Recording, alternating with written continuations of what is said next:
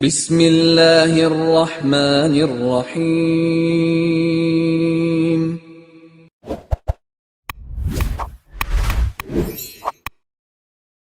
السلام علیکم ورحمۃ اللہ وبرکاتہ۔ الحمد للہ وکفی وسلام علی عبادہ الذین اصطفی، اما بعد۔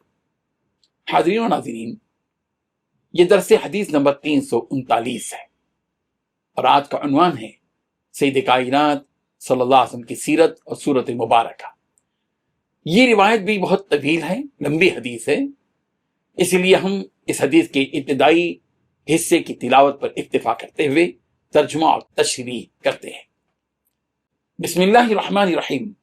عن الحسن بن علی رضی اللہ عنہ قال سألت خالی ہند بن ابی ہالہ وكان وصافا عن حلیۃ النبی صلی اللہ علیہ وسلم وأنا أشتهي أن يصف لي منها شيئا أتعلق به، فقال كان رسول الله صلى الله عليه وسلم فخما مفخما يتلألأ وجهه تلألؤ القمر ليلة البدر، أطول من المربوع وأقصر من المشذب، عظيم الهامة، رجل الشعر، إن انفرقت عقيقته فرقها وإلا فلا يجاوز شعره شحمة أذنيه، إذا هو وفره أزهر اللون واسع الجبين،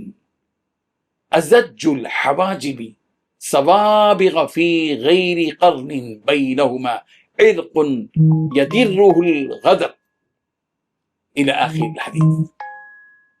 ترجمہ یوں ہے، حضرت حسن بن علی رضی اللہ عنہ فرماتے ہیں کہ میں نے اپنے ماموں ہند بن ابی حالہ سے دریافت کیا، کیونکہ وہ آپ صلی اللہ علیہ وسلم کے حلیہ مبارک کو بڑی کثرت اور وضاحت سے بیان کیا کرتے تھے، اور میں چاہتا تھا کہ وہ مجھے آپ صلی اللہ علیہ وسلم کے ایسے اوصاف بتا دیں جن کو میں اپنے دل میں بٹھا لوں۔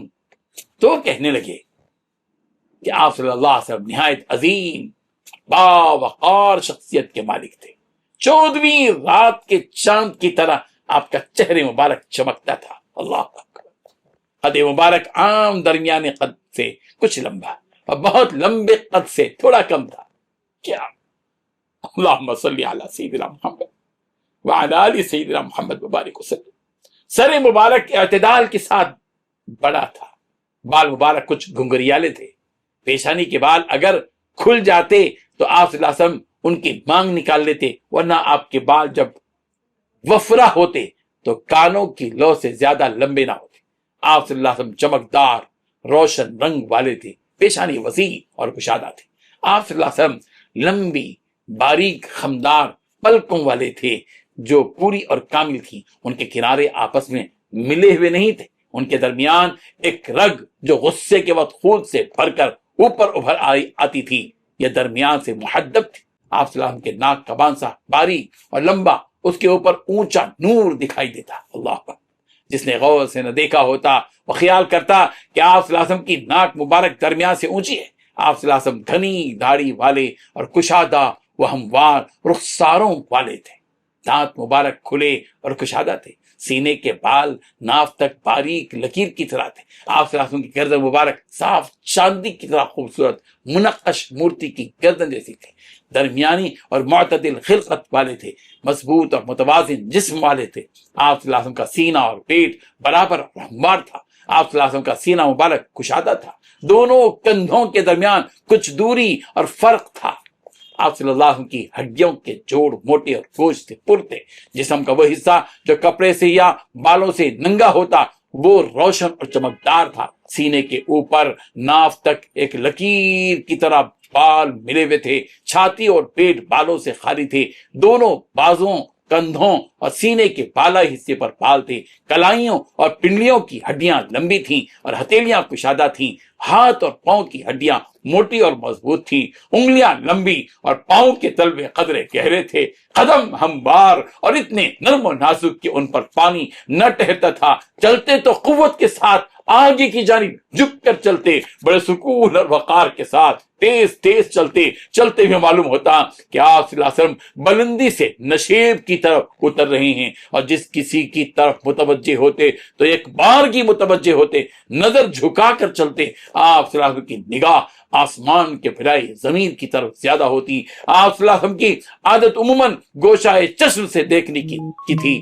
صحابہ کرام رضی اللہ عنہ کو اپنے آگے چلاتے اور جو شخص بھی ملتا اسے سلام کرنے میں پہل کرتے۔ سیدنا حسن رضی اللہ عنہ فرماتے ہیں، میں نے کہا کہ آپ صلی اللہ علیہ وسلم کی بول چال اور گفتگو کے متعلق کچھ ذکر کر دے، تو انہوں نے کہا نبی کریم صلی اللہ علیہ وسلم مسلسل غمگین رہتے اور ہمیشہ سوچ اور فکر میں ڈوبے رہتے۔ امت کی فکر کسی وقت بھی آپ صلی اللہ علیہ وسلم کو آرام میسر نہ تھا۔ آپ صلی اللہ علیہ وسلم لمبی دیر تک خاموش رہتے اور بلا ضرورت کوئی کلام نہ کرتے۔ کلام کی ابتدا اور اختتام اللہ تعالیٰ کے نام سے فرماتے۔ آپ صلی اللہ علیہ وسلم کا کلام جامع کلمات پر مشتمل ہوتا۔ آپ صلی اللہ علیہ وسلم کا کلام الگ الگ الفاظ کلمات والا ہوتا۔ آپ صلی اللہ علیہ وسلم کی بات ایسی مکمل ہوتی کہ اس میں تشنگی یا زیادتی نہ ہوتی۔ آپ صلی اللہ علیہ وسلم سخت دل اور ظالم بھی نہیں تھے، اور نہ ہی کوتا اندیش یا کسی کو حقیر سمجھنے والے۔ کسی کا احسان اگرچہ تھوڑا ہو اس کو بڑا خیال کرتے، اس کی نیکی میں سے کسی چیز کی بھی مذمت نہیں کرتے۔ آپ صلی اللہ علیہ وسلم کھانے پینے کی کسی چیز میں عیب نہیں لگاتے تھے اور نہ ہی اس کی بیجا تعریف کرتے۔ دنیا اور اس کے تمام امور آپ صلی اللہ علیہ وسلم کو غضبناک نہ کر سکے۔ ہاں، اگر حق سے تجاوز کر جاتی تو کوئی چیز بھی آپ صلی اللہ علیہ وسلم کے غصے کو اس وقت تک نہ روک سکتی جب تک آپ صلی اللہ علیہ وسلم اس کا انتقام نہ لیتے۔ آپ صلی اللہ علیہ وسلم اپنی ذات کے لیے ناراض نہ ہوتے تھے اور نہ ہی اپنی ذات کے لیے انتقام لیتے تھے۔ آپ صلی اللہ علیہ وسلم اشارتاً فرماتے تو اپنے پورے ہاتھ، اشارہ جب فرماتے تو اپنے پورے ہاتھ سے اشارہ فرماتے، جب کسی بات پر تعجب کا اظہار فرماتے تو ہتھیلی کو الٹا کر دیتے، جب بات فرماتے تو آپ کی بات ہتھیلی کو تحریک دینے کے ساتھ میلی ہوتی، اور اپنی دائیں ہتھیلی اپنے دائیں انگوٹے کے اندر والی جانب بند کرتے۔ جب آپ صلی اللہ علیہ وسلم غصے میں ہوتے تو منہ پھیر لیتے اور احتراز فرماتے، اور جب خوش ہوتے تو اپنی نظر جھکا دیتے۔ آپ صلی اللہ علیہ وسلم کا زیادہ سے زیادہ ہنسنا صرف مسکراہٹ تک محدود تھا۔ آپ مسکراتے تو دلوں کی طرح، آپ مسکراتے تو اولوں کی طرح سفید دانت نظر ہوتے۔ سیدنا حسن رضی اللہ عنہ فرماتے ہیں کہ میں نے کچھ یہ باتیں اپنے بھائی حضرت حسن رضی اللہ عنہ سے ذکر نہ کی، پھر جب ان سے ذکر کی تو مجھے معلوم ہوا کہ انہوں نے مجھ سے بھی پہلے جا کر ان سے یہ باتیں معلوم کر لی تھی، اور مجھے یہ بھی معلوم ہوا کہ انہوں نے اپنے والد محترم حضرت علی رضی اللہ عنہ سے نبی کریم صلی اللہ علیہ وسلم کے گھر میں آنے جانے اور شکل و صورت کے متعلق دریافت کیا تھا، غرض یہ کہ انہوں نے کوئی چیز بھی نہیں چھوڑی۔ حضرت حسین رضی اللہ عنہ کہتے ہیں کہ میں نے اپنے والد محترم سے نبی کریم صلی اللہ علیہ وسلم کے گھر آنے کے متعلق دریافت کیا تو انہوں نے فرمایا جب آپ صلی اللہ علیہ وسلم گھر میں آتے تو اپنے وقت کے 3 حصے بنا لیتے، ایک حصہ اللہ تعالیٰ کی عبادت اور ریاضت کے لیے، دوسرا حصہ اپنے گھر والوں کے حقوق اور کام کاج کے لیے، اور تیسرا حصہ اپنی ذات کے حقوق اور کام کاج کے لیے۔ پھر اپنے حصے کو اپنے اور لوگوں کے درمیان تقسیم کر دیتے، پھر عام لوگوں پر خواص کے ذریعے یہ حصہ بھی دے دیتے اور اپنے لیے کچھ بھی بچا کر نہ رکھتے۔ آپ صلی اللہ علیہ وسلم کی سیرت سے ایک بات یہ تھی کہ آپ صلی اللہ علیہ وسلم اپنی امت والے حصے میں اپنے حکم سے صاحب فضل لوگوں کو ترجیح دیتے، اور دینداری میں ان کے مرتبے کے مطابق اس کو تقسیم کر دیتے۔ تو ان میں کوئی ایک ضرورت والا ہوتا، کوئی دو ضرورتوں والا ہوتا، اور کوئی زیادہ ضرورتوں والا ہوتا، تو آپ صلی اللہ علیہ وسلم ان کے ایسے ضروریات کی تکمیل میں مشغول رہتے جو ان کی اپنی اور پوری امت کی اصلاح سے متعلق ہوتے۔ وہ لوگ آپ صلی اللہ علیہ وسلم سے اچھی باتوں کے متعلق پوچھتے اور آپ انہیں ایسے جواب دیتے رہتے جو ان کی ضرورت یا حیثیت کے مناسب حال ہوتے۔